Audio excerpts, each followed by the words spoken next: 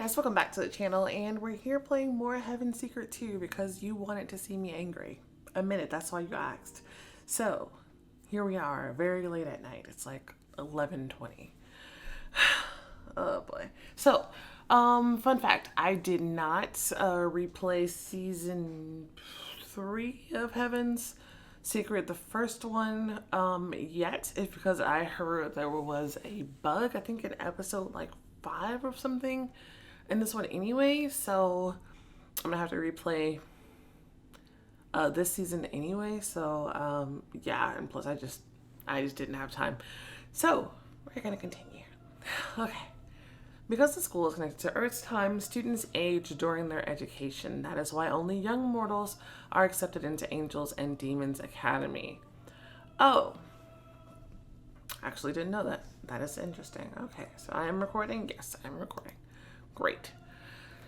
The more memories we have, the harder it is to say goodbye to the person who gave them to us. Dad often fell asleep in front of the TV with the remote in his hand. He wasn't a great cook, but he made a perfect bowl of milk and cereal. I knew he loved me in a way that no man, no person in the world ever could. Not even Mom. Especially not Mom. Dad, I'm sorry. That's ominous. Episode 3, first task. The capital. Plague demanded Dino and Fincio follow us to the academy. Malbon whistled, and after that several sea dragons landed not far from us. How lovely. Plague touched one of them, but he snorted and shook his head, throwing off her hand. She turned towards Mimi and me and roughly removed our chains, but left the collars around our necks. The pets will fly on these creatures. Don't be mad because they don't want you. Malbon took me by the arm and put me on the dragon. Lucifer did the same with Mimi. Let's not waste time. I can't wait to begin. Plague soared into the sky, leaving the ground where she had stood cracked as from a powerful blow. I wrapped my arms around the dragon's neck, pressed my cheek against his rough skin, and closed my eyes.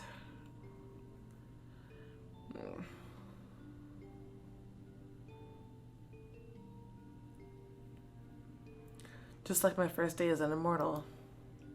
I can handle this, just like I did back then.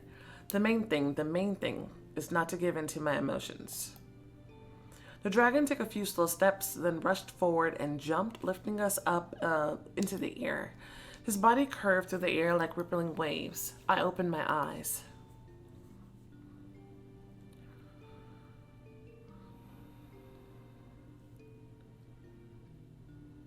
Cold air filled my lungs and chilled my skin. Dense clouds covered and hid entire cities. Stretching out my hand and spreading my fingers, I let the air current swirl over my palm, pushing it away, then tilting it this way and that. I imagined as best I could that I was flying with my own wings, that I was still free. Mimi caught my eye. She whispered to me with her lips alone, and if I hadn't shared her feelings, I probably wouldn't have understood what she was mouthing. No one will help us. Be strong. I nodded to her, forcing my numb lips to stretch into something resembling a reassuring smile. Lucifer, Dino, Malbon, and Plague flew right beside us. My gaze instinctively fell on...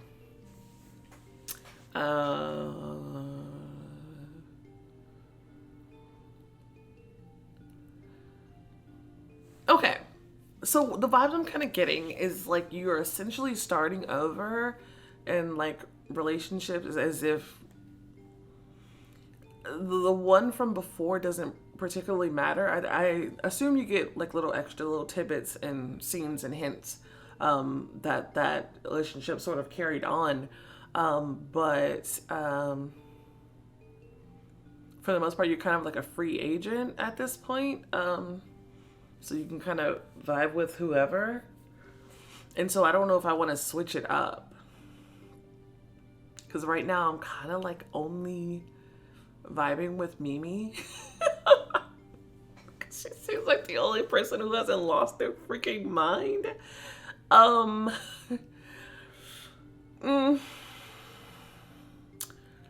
I'm gonna replay. I'll stick with Belba for now and see how I feel about it. I don't know. I know I won't get the extra tidbits right now, but I just kind of want to see what's going on there. When you think about it, it's not surprising that he defected to Plague's side. Malbon doesn't have an altruistic nature. He sticks to his own sense of morality and doesn't care what the rest think. For some reason, it's to his advantage to obey Plague rather than oppose her.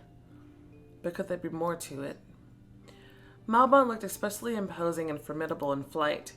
His huge wings seemed capable of completely enfolding the dragon I was flying on. His movements seemed light, and only the taut muscles on his back betrayed the burden he managed so skillfully.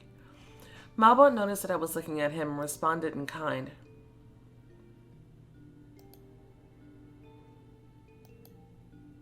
The way he seemed to look right into me always made me uneasy. His gaze was devoid of any emotion, but at the same time it felt infinitely deep. And the longer he looked, the more uncomfortable I became. Something sparked. Unable to bear his attention, I wanted to turn away, but he beat me to it. He seemed to lose interest and caught up with Plague, who was flying ahead. I continued to think about what to do next.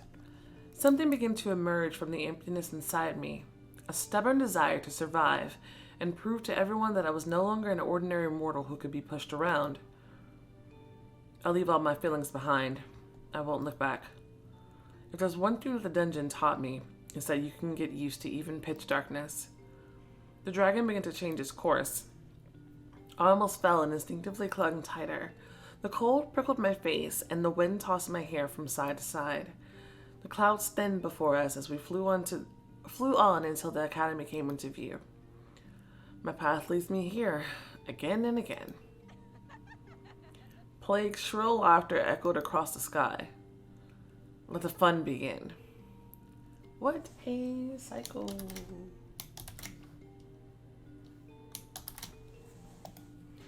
We begin to descend. See, like how it says something sparked there, I would assume it wouldn't say that. It would say something different if you were still what's the word for it?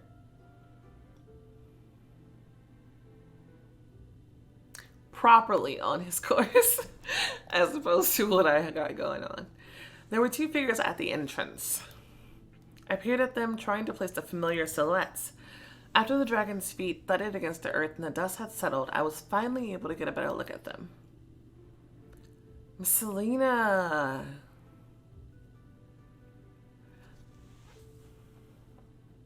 Is that always what she looked like?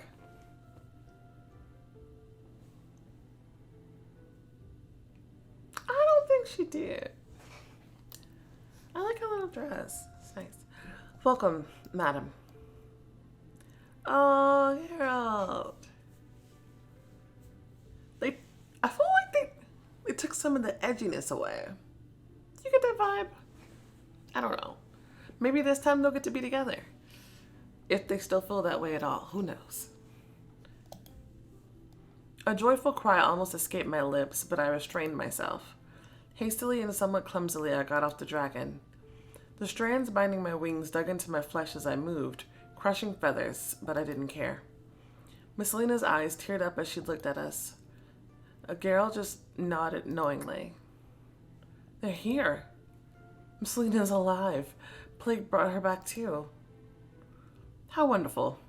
Malbon, have you prepared them for my arrival? The students have already been warned about you. Fantastic. I want to take a bath. Where are my chambers? Plague beckoned to Mimi and me with the finger before heading to the entrance. Ladies, why are you in chains? Miss Lena hurriedly took our hands, speaking in a whisper. Oh, let's say. Speaking in a whisper, then immediately let go. Geralt pulled her away with a look of displeasure. Don't talk to them. Not here. I exchanged glances with Mimi before heading after the others.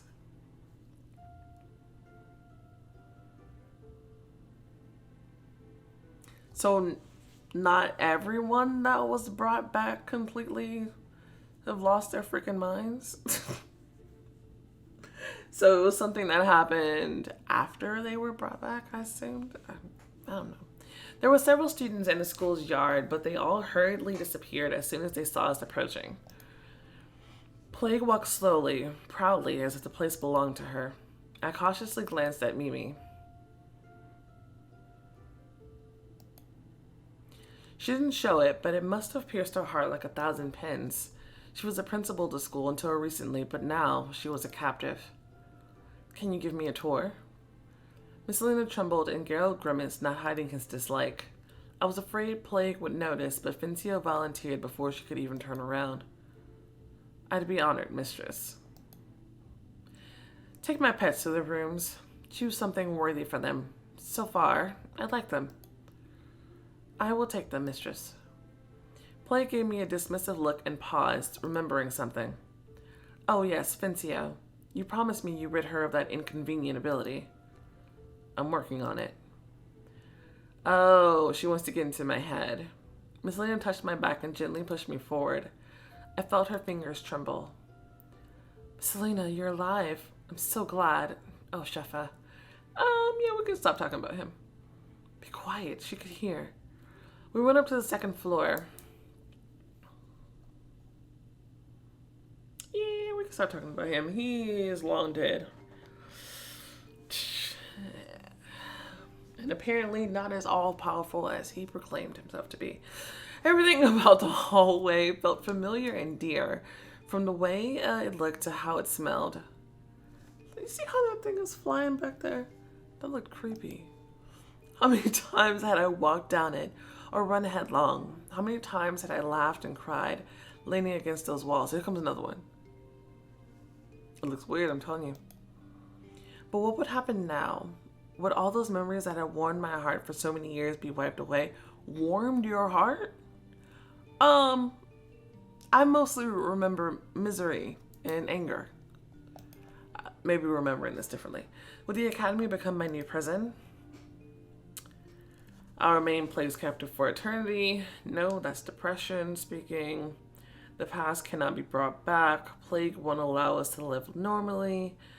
I won't let Plague rob me of my good memories.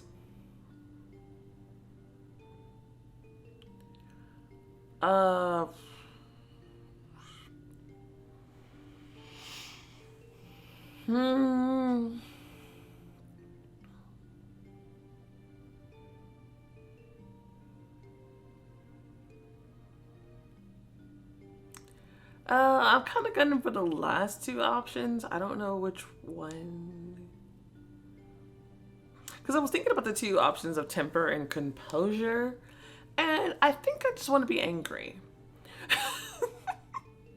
I think that's exactly what this main character needs. Like, she just needs some gumption, some backbone that she was significantly lacking last time. So if they give me a chance to mouth off this time, I would like to take it. But hopefully she mouths off in a way that shows intelligence as opposed to just random ignorance. This last one seems pretty snappy, but I'm worried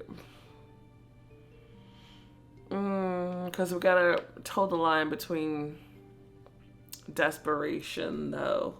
I don't want to come across as too desperate because that's playing into her hand. So we'll see what desperate. You managed to suppress your despair. That's good. Miss Lena slowed down and looked around a few times before stopping. What's the matter? Are the rooms here now? Someone wanted to say hello to you. Miss Lena knocked on one of the doors. Knock, knock, knock. I wonder what the other options do. I have questions. Hold on. Okay. Knocking. The knob turned. Mimi and I were anxiously waiting for what would happen next. Someone's shoes poked out first, and a head of red hair caught our attention.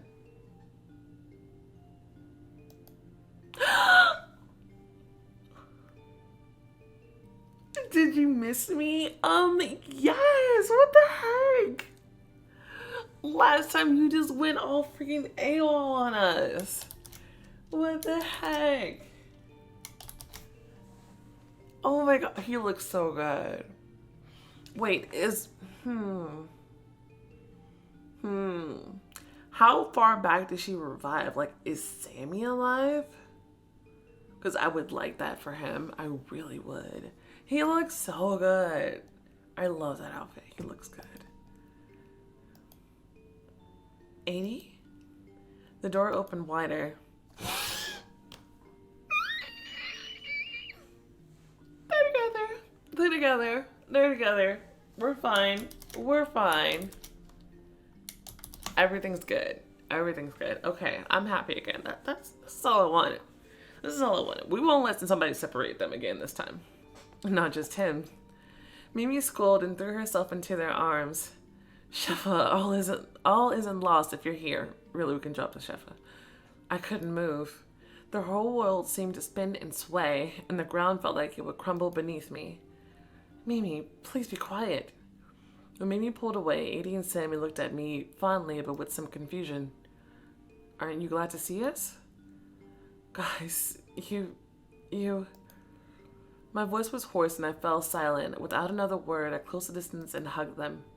I stood with my eyes closed, clinging to them, enjoying the warmth of my old friend's embrace. Sammy stroked my back, whispering softly in my ear. It's okay. We're back. Everything is fine. Everything is not fine. But I'm glad you're back. Adie cautiously pulled away from me and slyly looked into my eyes. Now you won't be able to get rid of us.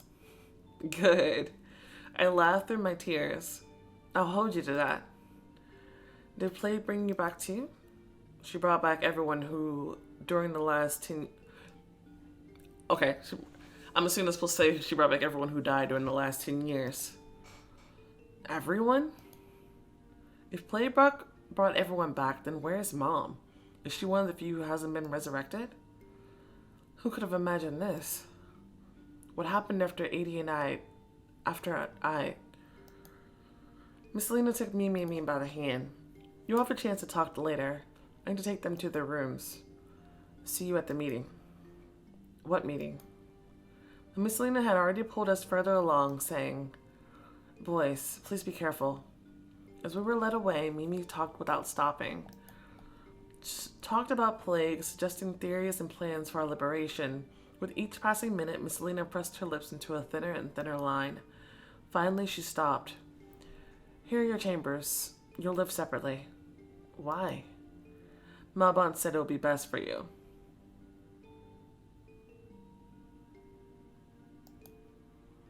What does he know about us? He's a monster.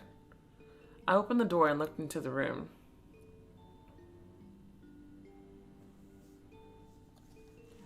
Be best for y'all. What the hell does that mean?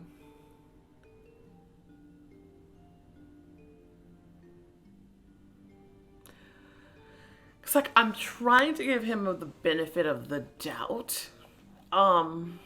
So I want to try to read in to like tiny clues about what's potentially going on with him. Obviously going with this one. So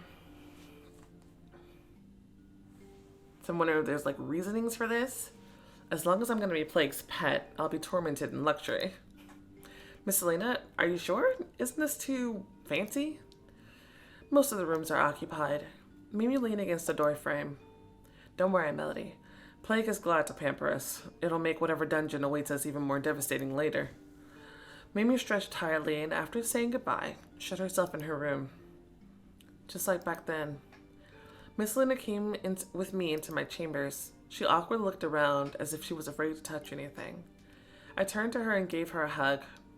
I'm so glad that you're... Oh, Miss Lena. I'm sorry this happened. She gently and soothingly touched my cheek. It's all right, Melody. I don't remember much from non-existence. It feels like a distant dream. How are you? I pulled away and began to pace the room nervously. I can't believe everyone gave up so easily. We have to fight. We have to do something. Otherwise, Plague will destroy us all. Miss Lena suddenly caught my hands, squeezing them tightly. Don't you dare, Melody. Don't even think about it. Promise me you'll be careful, and you won't do anything risky. But, Miss Selena, we can't escape from here. I'm not here of my own will either. If it were possible, Gerard and I would have run away long ago. You understand? You were able to come to the school, but you can't leave of your own accord. Her eyes sparkled with welling tears. She pulled away and hurried to the door. Relax, take a bath, think. Hard times are coming. Wait.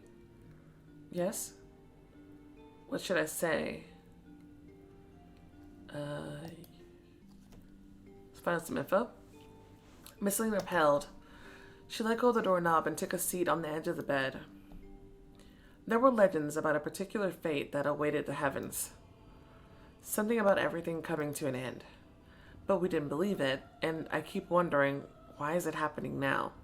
Is it that you didn't believe it, or that Shepard knew about it and he just decided not to say anything because he was convinced that he was all-powerful and could prevent it on his own? I think that's probably more what happened. I sat next to Miss Selena, barely holding back my curiosity.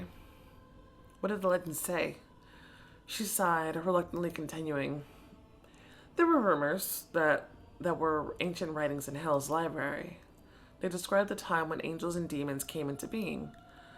They prophesied that everything must end and that there were things over which even Shelfa held no power. But was that possible? They prophesied that the hour would come when almighty beings would descend from the sky. Our world would be for them as the world of mortals was for us. And in their eyes, our weakness would be as that of earthly people in ours. Those creatures would call themselves horsemen, those who wreak havoc. With their arrival, the dead would rise, the forests would burn, and hearts would fill with despair and fear. As soon as the first horsemen set foot in our world, a terrible fate would await us. The purpose remained a mystery. Why would they seek the destruction of an entire world? And who was behind them? Only one thing was certain. The horsemen brought the downfall of civilization wherever they appeared. Each brother would be succeeded by the next. When all four brothers appeared, the world would choke on despair, hatred, weakness, and fear. Okay, so she's despair. And so maybe can we assume it's in that order? Despair, hatred, weakness, and fear. Uh-oh. Would my temper then get me in trouble? Ooh, when the next person comes.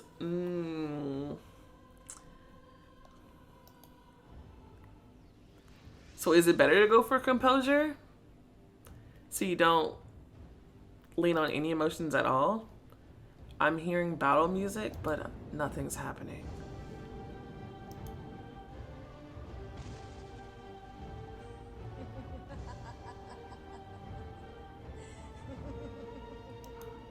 I hear somebody laughing.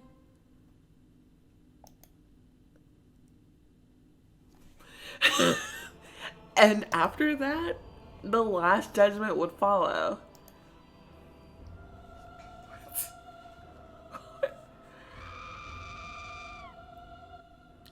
What is the last judgment? Miss Selena shrugged. The place where it will be decided who deserves to live and who deserves to die. The knowledge you've gained weakens your despair. Oh, good. Miss Lena stood up. I have to go. See you soon, Melody. When she opened the door, I quietly said, I'm glad you're okay. I'm happy for you. You've managed to achieve a lot. Not that it means anything now, and almost lose everything. The smile slipped from her face, like all of us. Miss Lena was gone, leaving me alone with my despair. I walked around the room, looked out the window, returned to the bed, and stared at the perfectly placed pillows. Except the ones on the floor. In all the chaos that surrounded me, that detail seemed strange to me. In a fit of anger, I grabbed one of them and threw it into the far corner. Plague wants to act like everything is fine, but this isn't normal. My clothes were clinging to my body. Irritated, I took them off, threw them on the pillow, and went to the bathroom.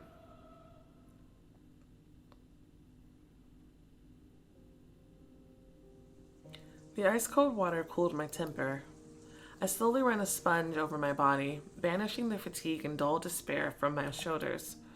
I lingered near each scar that neither water nor immortality could wash away. They'd be a permanent reminder of my months spent in prison. My hand froze on my shoulder as a memory suddenly flashed in my mind. Someone came to see me. I think it was... Sure. I submerged my head in the water and at the same time in the past.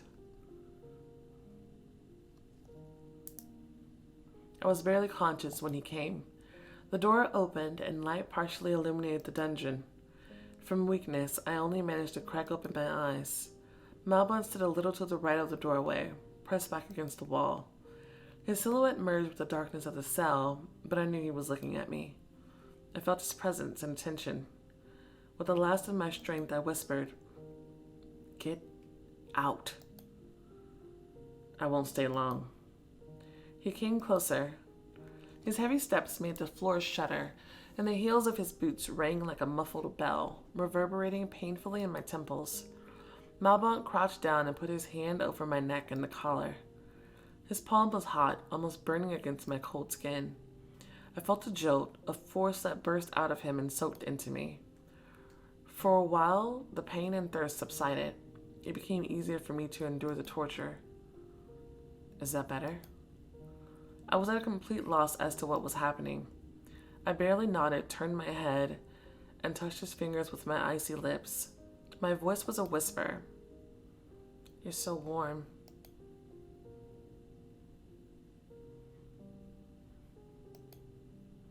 He froze as if afraid to move.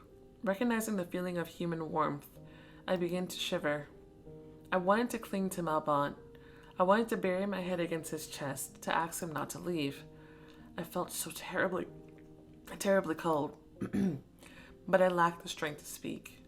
In the end, Malbon pulled away. I moaned quietly when his hand slid from my neck. "You'll be released soon. Just wait."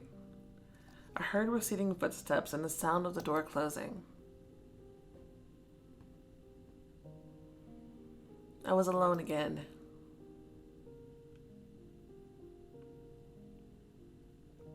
Not bad. Okay. I snapped out of my memory, suddenly realizing that I was recalling the brush of his fingertips against my neck a second before he took his hand away. I couldn't tell if it had been a dream or if he really came to see me. But if he visited me, if he shared his power and momentarily filled the dark void of the dungeon with his presence, I was grateful to him. The bath had become too cold. A thin layer of foam covered the surface. I shivered and climbed out. The bed beckoned me to lie down and rest. I'd completely forgotten what that was like. But I knew that I wouldn't fall asleep. I might not ever. So I began to get ready for the meeting with Plague. I didn't know what to expect. Surely, all we had to do was talk to each other, and everything will work out. Was this the mark of true despair? So that can be bold, tender, very pretty, or an old dress. I like the stockings on that though, I'm not gonna lie.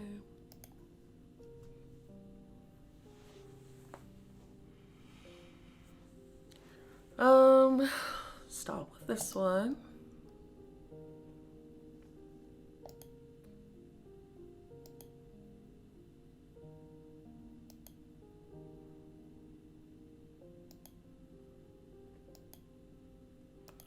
Okay.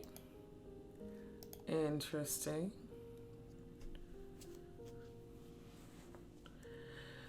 Oh, yeah, stop with this one. The door opened as soon as I turned away from the mirror. "I volunteered to bring you." "Sammy."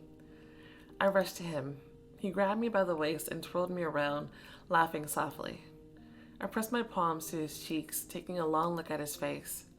"I can't believe that you're an 80. Me neither, Melody. Let's consider this a second chance." Did you know that Fencio...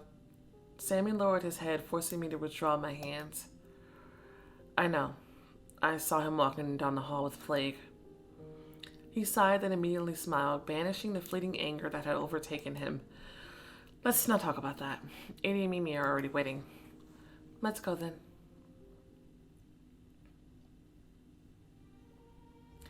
Along the way, I noticed Sammy's growing nervousness.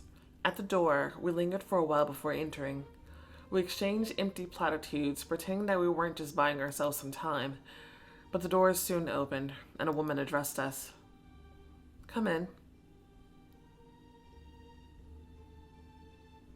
She looks really cool, but I'm going to assume that I should hate her.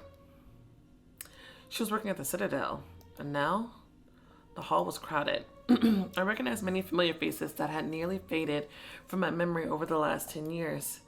I recognized those who had died in the war and others who survived. There were also many unfamiliar immortals. They all stood, tensely waiting for the one who had summoned them. No one tried to rebel or fight. Everyone seemed subdued. I felt... Okay, so I want to go the temper path, but I wonder if the hatred one will use that. And if I'll be in a bad position then. Oh, wait. Or should I balance it out? I can't remember where my points are. Forget. Okay. For now, I'm going to go straight temper and then balance it out over time here and there, I think. Like, once I figure out what my points are. We'll see. We'll never defeat Plague if we don't try to fight her. We approached Adie and Mimi, who were standing behind everyone, almost in a corner of the room. We looked at the others with open hostility as if a free-for-all might erupt. There are children here. Why does she bring us all together? She needs Earth for some reason. The hum of voices stopped as we heard a clacking of heels on tile. Plague walked slowly, swaying her hips and stroking the rat on her shoulder. She glanced at the crowd and waved like a celebrity for the press. Girl, sit down. I thought there'd be more of you. Plague sat down on the throne that had been especially prepared for her, crossed her legs, and again carefully looked at everyone. Malbon stood behind her, staring blankly in front of him. Lucifer, Dino, Fencio, and Torrendo stood in a row in front of a crowd of students. I have an announcement for you, immortals. Now, you'll start learning again. She clapped her hands in delight. You'll help me wreak havoc on Earth. As much as everyone feared her, indignant whispers rustled through the hall. Plague's expression changed and her tone became menacing. And whoever refuses will die before seeing the most interesting part. I doubt that part will be very interesting to us anyway. Everyone fell silent aside from the few children who sobbed quietly. Hey, don't cry. What do you expect them to do, Dino? I get it, but come on. Dino picked up a girl of about 10 years old. She immediately threw her arms around his neck and hid her face in his chest. What's your name? Kira. Oh my gosh, she is so cute. And she's half angel, half demon. Plague beckoned them with her finger. Bring her to me. She was just scared. I said bring her. Kira hugged Dino even tighter. He approached Plague and bent to set the girl down, but she clung around his neck like a monkey. The horsewoman began impatiently tapping her finger on the armrest of her seat. Let me go, Kira. No. Come to me, girl. Frightened by the threat in Plague's voice, Kira pulled away from Dino. It's midnight. And approached the throne with her head bowed.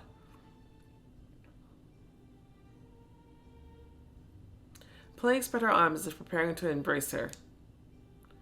What a lovely creature. I haven't seen children before. Come closer. As soon as Kira took a step towards her, Plague grabbed her by the wrist and roughly pulled her. Dino leaned forward, but Fencio caught his arm. Don't. Plague ran a fingernail over the girl's cheek, playfully scratching the skin. What a tender, frightened sheep. Plague stretched out her hand. Torrendo stepped up to her platform and draped a set of chains across her open palm. The metal collar clicked around Kira's neck. You'll be my toy. Even from afar, I could see how furious Dino was. Kira sobbed uncontrollably. Plague looked at her with pleasure, but then Malbon raised his voice. She's afraid. Are you preparing her for your brother's arrival? Plague turned sharply towards him. Her eyes were blazing with anger. Then she turned back to Kira and, proudly lifting her chin, removed the chains. She leaned closer and said in an oily voice, "There is no need for fear, child. Will you be an obedient girl?" Kira nodded, looking at her warily. Plague looked at Malbon, and he only nodded in response. She once again looked around the hall and said harshly, "Now, let's move on to the new requirements. All humans who have gained immortality will henceforth remain unclaimed and lose any titles."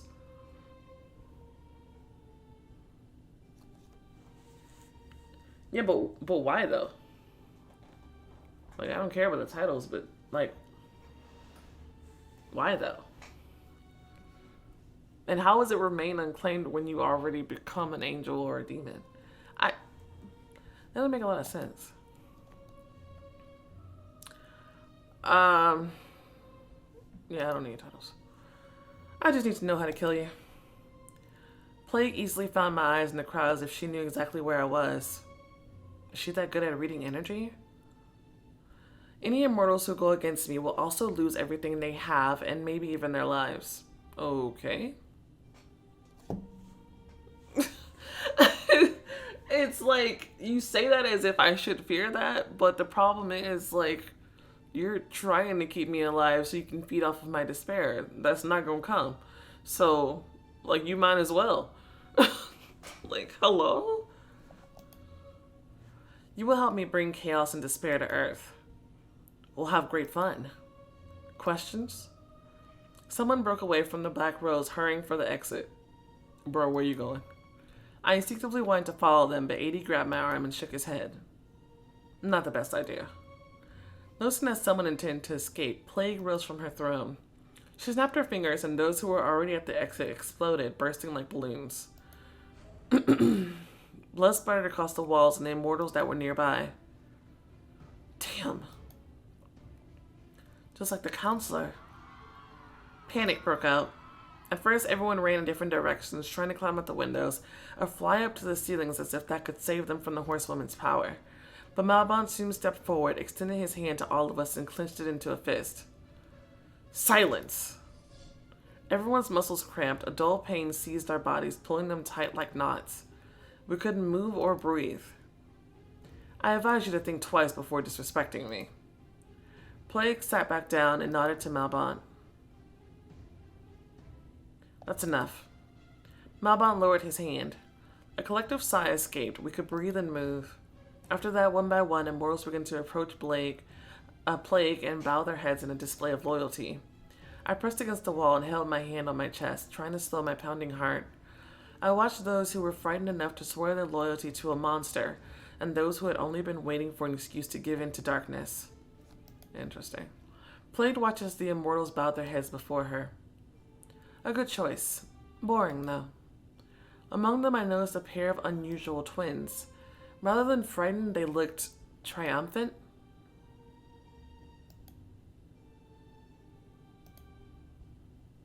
Their wings. Are they the children of an angel and demon? But these twins are too old. The law of segregation was only recently abolished. They've just been in hiding. Where have they been in all this time? Hiding? Plague crossed her legs again, placed her hands on the armrests in a businesslike manner, and said, I always wanted to be in charge. Now I'm your, what do you call it, principal? I'd like to throw a ball to celebrate the occasion. It's going to be great. But Plague squinted slyly, winding a strand of hair around her finger. Before that, you'll descend to Earth and complete your first task for me. Melody, Mimi, my pets, you go first. Adie and Sammy stood in front of us as if shielding us. Mimi and I pushed them aside almost by force. Don't be idiots. Do you want to go back to Oblivion? You don't have to. I know I don't have to, and I don't intend to, but I don't want you to suffer for me. You two have suffered enough, thank you. I'm going to protect you both as much as I can. We have no choice. We slowly made our way to Plague's throne. The horsewoman didn't take her eyes off us. When we stopped in front of Plague, she asked patronizingly, And do you, my little pets, bow your heads? What should I do?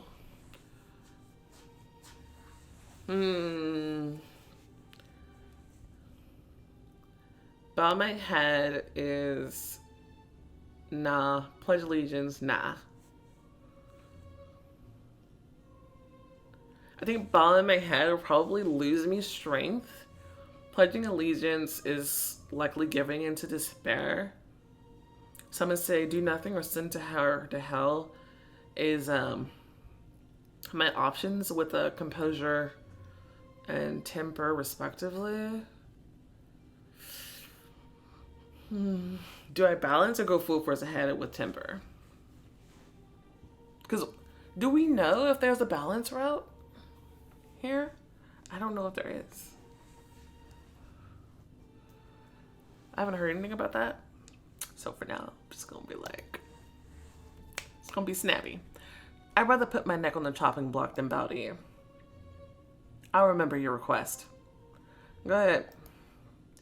Plague looked thoughtfully at me and Mimi. She was obviously pondering what our assignment should be.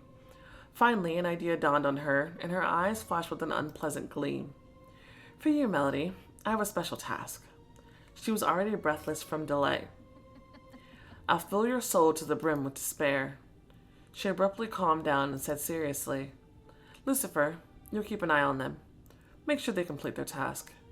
Okay. Mimi and Dino, it's time for you to prove your loyalty to me. Your task is to infect the city with plague, every resident, so that no one is spared. Mimi paled. Dino spoke up.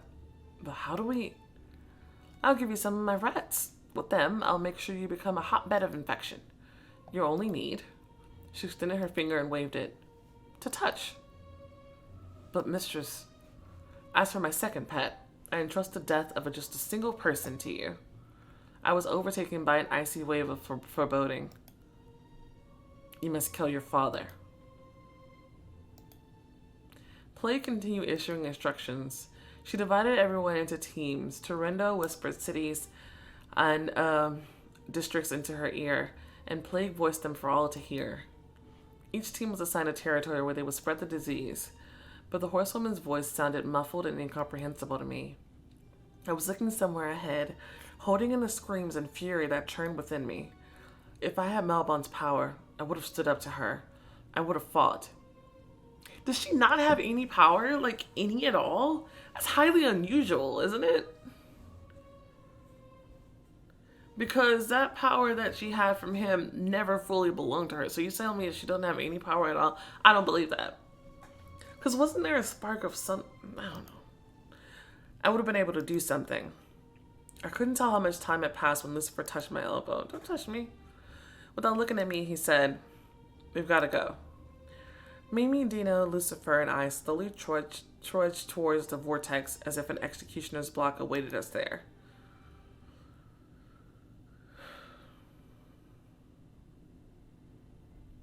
A cool wind blew over my face. The portal was pulling us towards the whirlwind leading to Earth. Once, I'd eagerly anticipated meeting my father, but not anymore. Don't try anything stupid. How about your face doesn't look stupid? Can you just get out of my face, please? Shut up. Don't talk. Lucifer pushed me. I didn't even make a sound. I fell into the abyss, feeling the wind sweep away from my tears. They barely brushed my temples and disappeared into the vortex.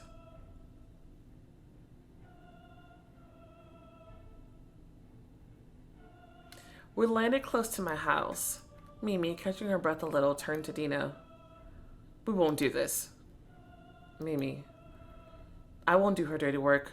If Plague wants to kill humans, let her come down here herself. Mimi, listen. She wants Melody to kill her father. What will Plague demand next? Do you think she'll stop there? Dino grabbed Mimi by the shoulder sharply. Stop it. Then more calmly, he said, we don't have a choice.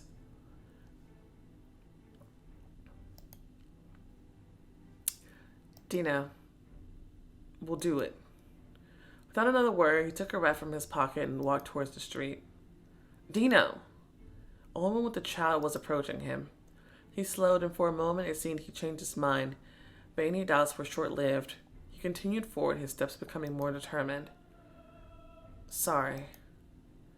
The woman looked at Dina with a confused smile. She didn't understand what was going on. But the angel's hand touched her shoulder and brought with it an epidemic and death. Her face rapidly turned pale and haggard. Ulcers appeared on her body, and after that she fell to the ground dead. The child was still holding her hand. He stared soundlessly at his mother for a few seconds until he realized what had happened. He screamed, cried, and shrinking away from Dino, fell to the ground. And then the child ran away. The boy ran fast with all of his might, but the immortal could easily catch up with him. However, Dino stood still. He was motionless aside from the hand with which he had killed the stranger, which trembled as if his muscles were cramping. We all stood looking at his back. Go on. Lucifer didn't order him to catch up with the child, though maybe that was what he meant. Nevertheless, Dino turned and approached other mortals to continue what he had started. Mimi's shoulders slumped and she followed him. For a while, I watched them kill everyone they touched. I'd never seen them so scared and desperate. Their faces were as white as snow in the morning, and their gazes were wild and broken. It was obvious how disgusted they were with themselves.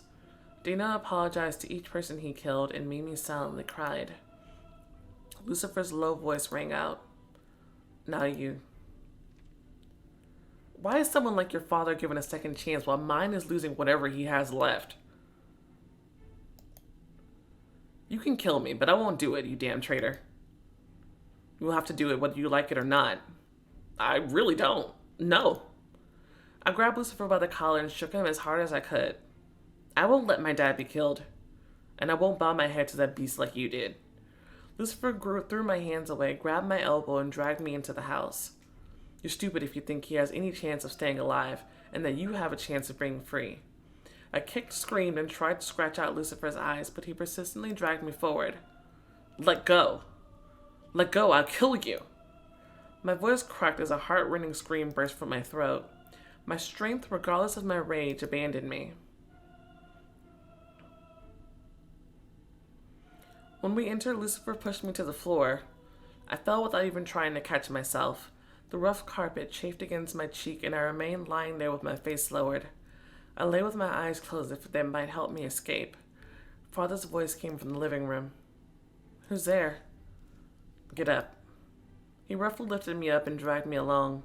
A spell obscured our true appearance. Father didn't recognize me. He looked at us, two strangers with frightened bewilderment. Did you come to see me? Yes, human. Lucifer pushed me forward. I took a few hurried steps, trying to keep my balance and not fall. Who are you? I straightened up and stared at my dad, not believing my eyes. I wanted to touch him, hug him, and tell him the truth. Do what you have to do. If Father is going to die anyway, it's better if I do it, painlessly, so he doesn't even... Tears flowed down my cheeks. How can I do this? I don't have powers anymore. Lucifer silently handed me a knife. I stared at him in horror. You're not serious. You said it yourself. You have no powers. Furiously snatching the murder weapon from him, I turned back to my father. He was so defenseless and weak in his wheelchair, unaware that his own daughter would soon take his life. I can tell him everything. Let him know before he dies that his daughter is fine. He's going to heaven, I know. And we won't see each other again, but at least he'll know.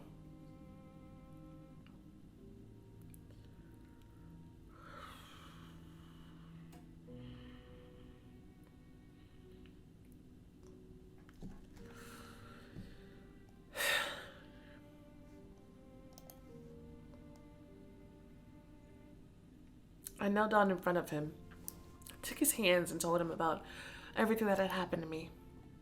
I spoke in an unsteady rush, and it all came out slightly incoherently, but my father listened without interrupting.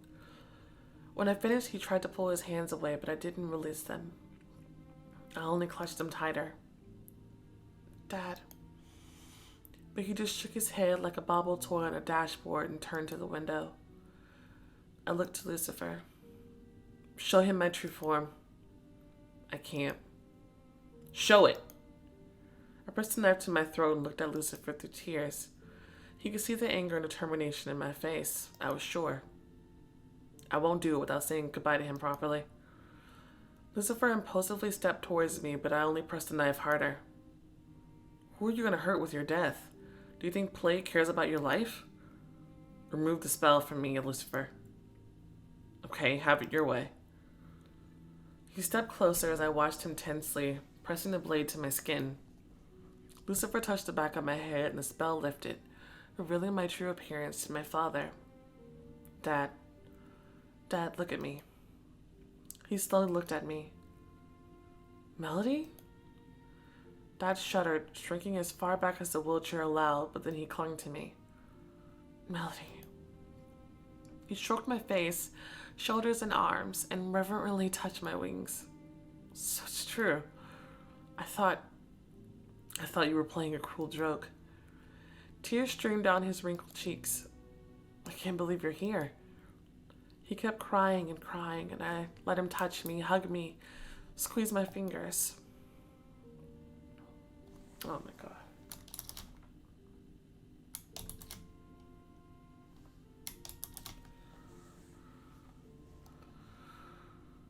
I don't want to interrupt your moment here, but we have to go. No, get out. Father gently took my chin and looked me in the eye. Are you angels? Did you come for my soul? No, we're being forced to do this. Your time hasn't come yet. I don't want to. My time came and went a long time ago, my dear. Dad, please. I'm unhappy here. I'll be better there. He kissed my forehead. I'm ready. Dad closed his eyes, letting the rays of sunlight fall across his face. Lucifer kept his distance and watched us. He was waiting for me to complete Plague's task. I gently stroked Father's wrinkled, thin hand. I knew that a better existence awaited him after death, but that didn't make it any easier. I kissed him on the forehead as he had done to me a moment earlier. My lips lingered for a long time on his skin. He shook and covered my hands with his.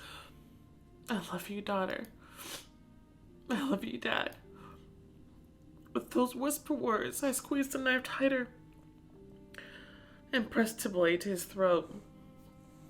I embraced him fully as if to conceal him from Lucifer. The knife trembled so violently in my hands that the blade scratched his wrinkled skin. The sobs that I tried to suppress burst out like bestial howls. I can't. It's okay. I want this. Everything is fine, Melody. I gritted my teeth, gripped the handle tighter, and moved the tip of the knife to his chest. All I had to do was stab deep enough to pierce his heart. He wouldn't have time to feel anything. I tried again. The knife fell out of my hands. I fell at my father's feet, no longer holding back my sobs. Whoa. I heard Lucifer's approaching footsteps. For a few moments he stood over me. I felt his gaze, and then he took another step towards my father. No. Before Lucifer broke his neck, Dave gave me a parting look. A look that I remember for the rest of my eternal life. His old, feeble hand dropped and hung in the air. It swayed, bumping against the wall of the wheelchair, and then remained still. I'm sorry, I'll kill you. I threw myself at Lucifer. I struck his face and sank my teeth into his skin, trying to cause as much damage as possible. I yanked at his hair. Lucifer tried to push me away, but I didn't give up. I took out all of my pain on him, all of my rage, until despair overwhelmed me and I lost consciousness.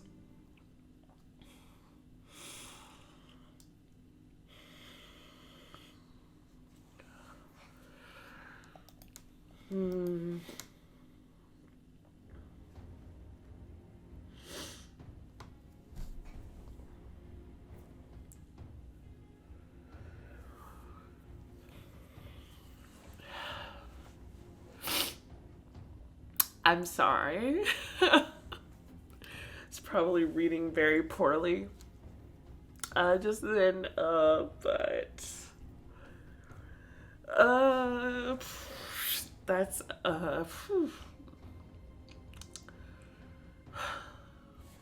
it's pretty rough for me. I'm sorry, but but yeah, I told y'all I'm an easy crier. If you get me, and you really get me, you know. Wow. Okay. That was messed up, man. That was messed up. Dude, like my chest hurts. Like I couldn't feel like I felt like pain like right here. It just hurt. Dude. I know it's easy. It would be easy to villainize Lucifer in that moment. But it's almost like full circle, because he was the one who went with us to meet my father.